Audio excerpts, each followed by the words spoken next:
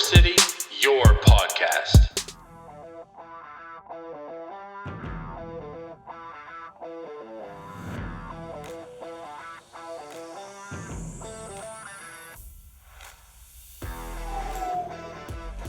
Football is back. College football happened this past weekend. A full slate of college football happened this past weekend. I went, on my bets, I went 5-5. Actually, including Monday, I went 6-5 and profited about, I'd say $50. So it wasn't a terrible weekend. Could have been better. But, I was just happy to watch college football. It was so much fun. I woke up early Saturday morning, sat on the couch, set up my TV, set up my iPad, had 2 screens, 2 games I was betting on, and it was just a hell of a time. We got some great Big Ten football out of Wisconsin and Penn State. That was one of the games I bet on, and I won. Took Penn State plus 5.5 in that game. And that's the kind of football I like to watch. Yeah, I like high scoring. I like all that stuff. But when it's just difficult for an offense to get something going because of the defense, that's just hard-nosed football. That's football to a T. Because you have all sides of the team on both sides going at full throttle. And just the defense is winning out. And that's just how it worked out for most of that game. That game was awesome. Joey Porter Jr. with the clutch defense on the second to last play of the game to set up the interception at the end. Another game that I was watching, I honestly don't remember the second game because that Penn State game was just so amazing. I think I may have been watching Alabama-Miami or something. I don't know if that was a 3:30 game. Anyway, that game was kind of boring. We knew Alabama was going to beat the brakes off Miami. De'Aaron King, I honestly couldn't even tell you what De'Aaron King looked like because, like I said, it was boring. The only time I wanted to look at my TV was whenever Bryce Young was in the pocket. Another game I was paying a lot of attention to was Cincinnati versus Miami of Ohio. Desmond Ridder had a chance to show why he should be in Heisman contention. And that's what he did. So we'll go... okay, we're going to backtrack a bit. Let's talk about the Heisman hopefuls. First, I believe it was Thursday night, you had Sam Howell going up against Virginia Tech. Sam Howell did not live up to his expectations. He was average at best. He couldn't get it going. I think, obviously, with college football, the atmosphere takes a huge. The atmosphere is another teammate for the home team, and that's what it was. You had Enter Sandman. You had that Virginia Tech crowd. It's just hard to play in Blacksburg. That's just a straight up fact. Virginia Tech may not be a great football school. They're an above average football school. I don't see them going anywhere, but if they did, it would be because they play at home in Blacksburg. It was a good game. I unfortunately had money on UNC, so I lost that one. But Sam Howell just didn't show up. Didn't show up how everybody expected him to. I think the only person this past weekend that compared to Desmond Ridder was Bryce Young. And even Bryce Young kind of just had an average-ish game. Like, yeah, they blew the brakes off Miami. We know. He should have. But he still was making a few mistakes here and there. It wasn't... And that could be credit to the Miami defense, but I just didn't see... I saw him as that was a good start to eventually get to the Heisman conversation for Bryce Young. Now back to Cincinnati versus Miami of Ohio. Desmond Ridder's second play of the game. throws a 70-some yard bomb for a touchdown. And I sat on my couch and I said that give him the trophy. He's playing way better than Sam Howell did. He's playing better. He's playing on the same level, if not a little bit above Bryce Young. And he played way better than Spencer Rattler, who that was the other game I couldn't think of earlier because that game I when is the media going to stop blowing smoke up my ass about Oklahoma?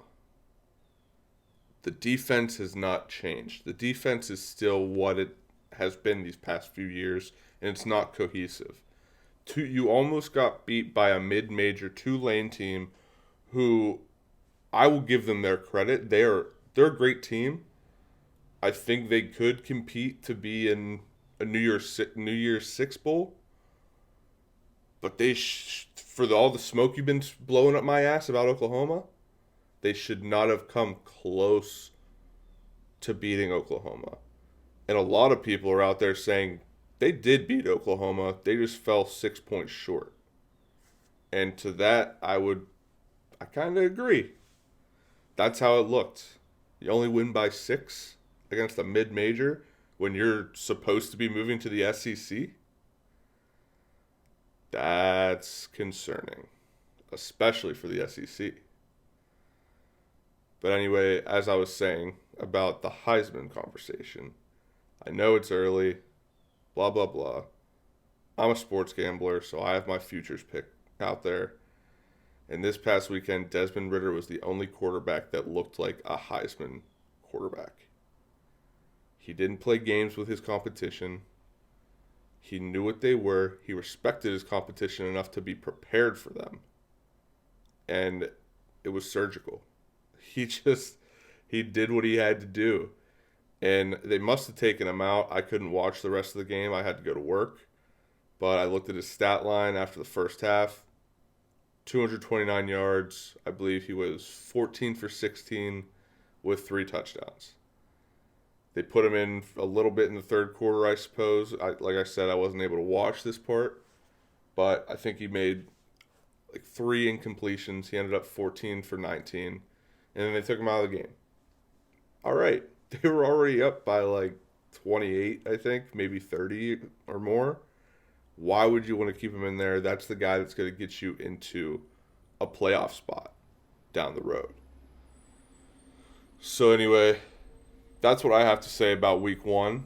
And while I was at work, I was talking to a coworker about the college football playoff situation.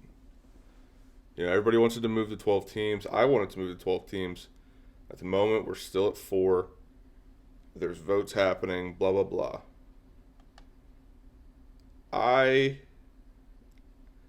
Believe it or not, this is kind of inspired by Ted Lasso. Because before watching Ted Lasso, I had no idea what relegation was. So that takes an account here. My idea was to take the 5 major conferences and maybe even add a 6th, because I think adding a 6th conference would help just with, a bracket, So you have those, and then the mid-major conferences like the American Conference, Conference USA, Midwest Conference, those conferences, I would get rid of those. Get rid of them. Put them into the Power Fives and the 6th, if that's what we want to make. So you have a lot of teams in these conferences, right?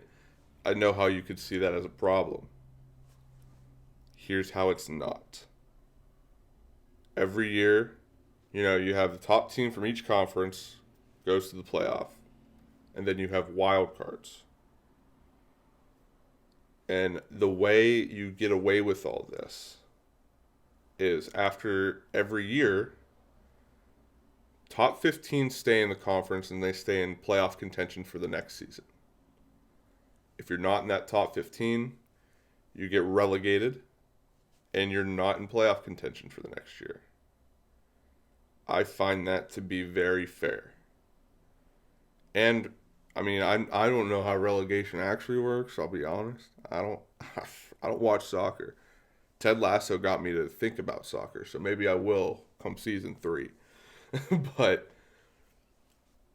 the way I see it is, if you are below a 500 record or if you have a 500 record, that's when you get relegated. The next season you are not in playoff contention and you get to go to the Boca Raton Bowl, I don't know, Barstool Bowl, whatever, because those bowls don't matter. It's not a New Year's Six. It's not the national championship. So that's where you still get your money. You still go do whatever in the off season, get your pub in the bowl game. You'll make your money for the program. The one thing I'm kind of in a snag with is, how do you get back in?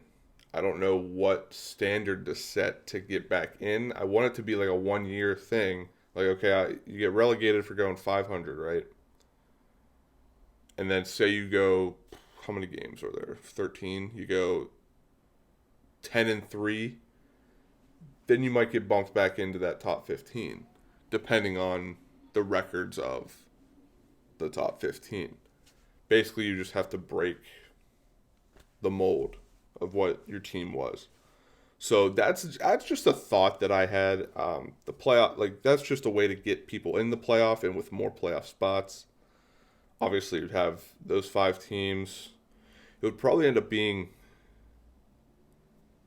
if we did it smart, an 8-team playoff? Is that even possible? Yeah, it's possible.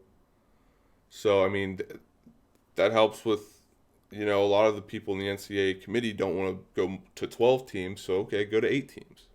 Why not? Go to 8 teams. You have 5 conference winners.